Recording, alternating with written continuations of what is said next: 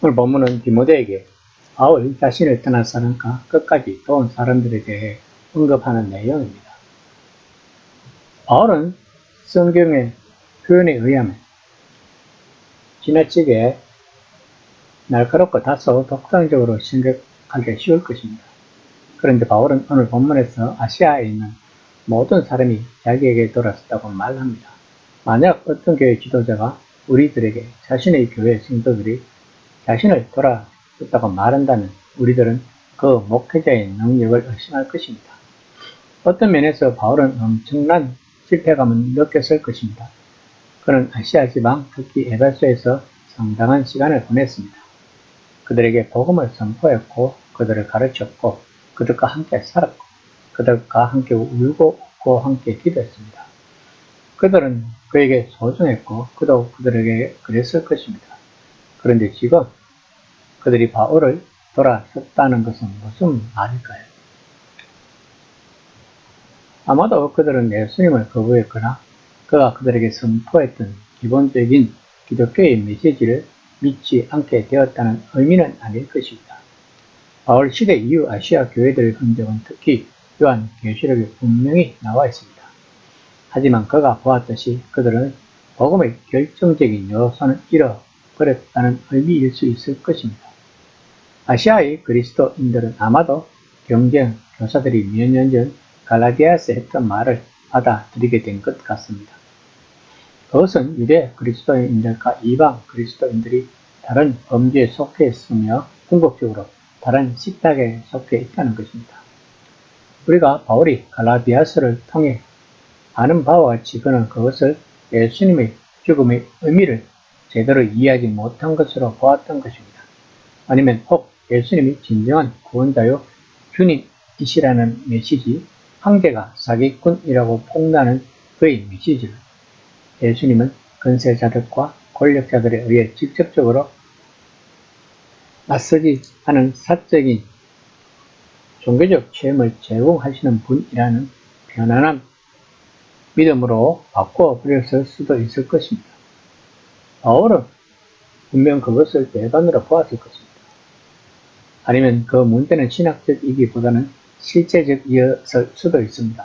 혹 그들은 바울이 로마의 감옥에 갇혀 있다는 소식을 듣고 자신들도 같은 직업을 당할까 우려하여 자신들은 그와 아무런 관련이 없음을 분명히 하기로 했을 수도 있을 것입니다.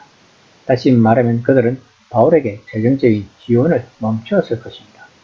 1세기에 감옥에 갇힌 사람들은 나라에서 부양을 해주지 않았다고 합니다. 그들은 생필품을 가져다 줄 친구들과 가족들에게 의존해서 수감 생활을 했다고 합니다. 바울 또한 자신과 접촉하며 자신을 보살펴준 아시아의 친구들에게 의지했을 것입니다. 1장 15절입니다. 아시아에 있는 모든 사람이 나를 버린 이 일을 내가 아나니 그 중에는 부겔로와 허모게네도 있느니라. 아마도 바울은 이 후지를 쓰면서 마음이 아팠을 것입니다. 그를 버린 사람들이 누구이며 왜 그를 버렸는지는 알 수 없습니다. 바울은 3차 전도 여행 때 3년 동안 아시아의 수도인 에베소에서 전도했으므로 많은 일들을 겪었을 것입니다. 이것은 아시아의 출신의 그리스도인들이 바울의 재판석에 증인이 되거나 그를 돕지 않고 떠나갔거나 또는 바울이 로마로 여행할 때 그에게 다 떠나가 버린 것을 말하고 있다고 추측하곤 합니다. 아마도 부겔로와 호모게는 바울을 거부하고 대항하는 일에 앞장선 지도자급에 속한 변절자들이었을 것입니다. 2장 16에서 18절입니다. 원하건대 주께서 오네시모로의 집에 긍휼을 베푸시옵소서. 그가 나를 자주 격려해주고 내가 사슬에 매인 것을 부끄러워하지 아니하고 로마에 있을 때 나를 부지런히 찾아와 만났으며 원하건대 주께서 그로 하여금 그날의 주의 긍휼을 있게 하여 주옵소서. 또 그가 에베소에서 많이 봉사한 것을 내가 잘 아느니라. 오네시보로 역시 본질에서만 우리에게 알려져 있습니다. 그러나 우리는 본질에서 오네시보로에 대해 세 가지를 알게 됩니다. 우선 오네시보로는 바울이 몇 년 전에 디모데에게 하라고 권했던 일을 했다는 것입니다. 그는 감옥에 있는 바울을 부끄러워하지 않았다는 말은 생각만 하지 않고 행동을 했다는 것입니다. 그는 바울과 관계를 맺고 그를 찾아다니고 그를 보살필 준비를 했던 것입니다. 그는 사회적, 정치적, 종교적으로 체제 전복적이라는 평판을 얻은 사람의 친구이자 동료로 알려지는 것을 두려워하지 않았다는 것입니다. 이는 바울이 이전에 디모데에게 자신을 부끄러워하지 말라고 말했을 때 실제로 암시했던 것이 무엇인지를 가르쳐주고 있는 것입니다. 바울은 디모데 역시 자신을 보러오기를, 자신과 함께 있기를, 그리고 아무리 위험해 보이더라도 자신을 지지해 주기를 바라고 있는 것입니다. 오네시포르는 바울을 우연히 발견하고 그를 위해 무엇을 해야겠다고 결심한 것이 아니었습니다. 그는 열심히 바울을 찾아다니다 그를 찾아냈다는 것입니다. 그는 바울과 에베소에서 함께 있었습니다. 이는 그가 원래 로마 출신이 아니었음을 암시하는 것일 수도 있을 것입니다. 그러나 그는 새롭고 낯선 도시와 환경에 구애받지 않고 계속 알아보러 다니다 바울을 찾았던 것입니다.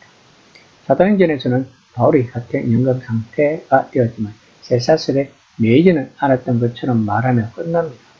그는 손님을 맞이하고 접대할 수 있었습니다. 하지만 이 단락은 그보다 훨씬 더 열악하게 들립니다. 심히 잘못된 첫 공판에 이은 두 번째 투옥인 듯 보입니다.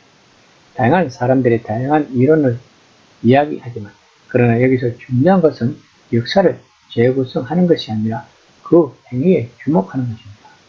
어려움에 처한 누군가를 우연히 만나는 것과 그를 찾아 돕기 위해 지속적이고 간절한 노력을 하는 것은 전혀 다른 것입니다.